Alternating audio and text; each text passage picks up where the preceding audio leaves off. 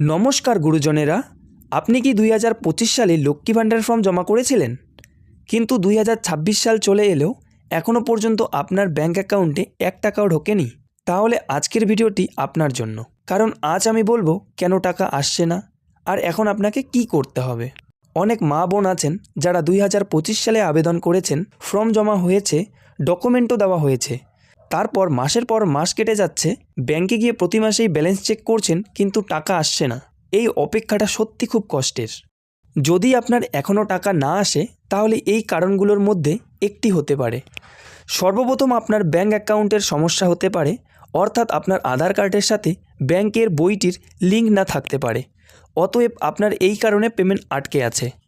অথবা আপনার ব্যাঙ্ক অ্যাকাউন্টটির সাথে কেওয়াইসি করা নেই, হয়তো বইটি বন্ধ হয়ে রয়েছে, অথবা আপনার ডকুমেন্টসে নামের সমস্যা রয়েছে, অর্থাৎ আপনার আধার কার্ডে ও ব্যাংকের বইটিতে নামের বানান ভুল আছে, তাহলে সেই কারণেও আপনার পেমেন্ট আটকে থাকতে পারে, কারণ এটা অফিসিয়ালভাবে ভেরিফিকেশান হয়। অথবা এমনও একটি কারণ হতে পারে যে বিডিও অফিসে যখন ডাটা এন্ট্রি হয়েছে তখন আপনার ডকুমেন্টস এন্ট্রি করার সময় যে এন্ট্রি করেছে তার কম্পিউটারে লেখার সময় 1-2 সংখ্যা ভুল হয়েছে, সেটার কারণেও আপনার পেমেন্ট আটকে থাকতে পারে। কারণ ভুল হতেই পারে, বিডিও অফিসে হাজার হাজার ফর্ম এন্ট্রি করতে হয়, তাই আপনি সর্বপ্রথম আপনার আধার কার্ড নম্বরটি দিয়ে আপনার স্ট্যাটাসটি চেক করবেন।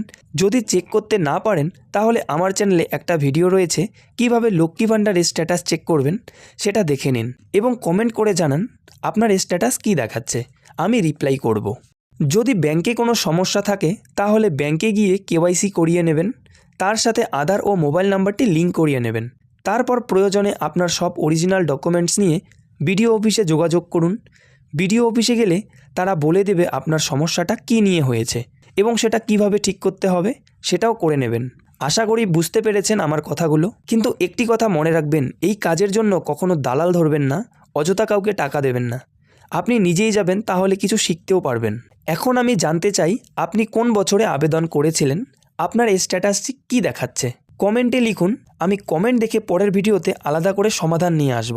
যদি আপনি চান সরকারি স্কিমের সঠিক ও যাচাই করা আপডেট সবার আগে পেতে, তাহলে চ্যানেলটি সাবস্ক্রাইব করুন। আপনার একটি লাইক অন্য মায়েদের কাছেও এই তথ্য পৌঁছে দিতে সাহায্য করবে, আর শেয়ার করুন যাতে কেউ ভুল তথ্যের শিকার না হয়। ধন্যবাদ।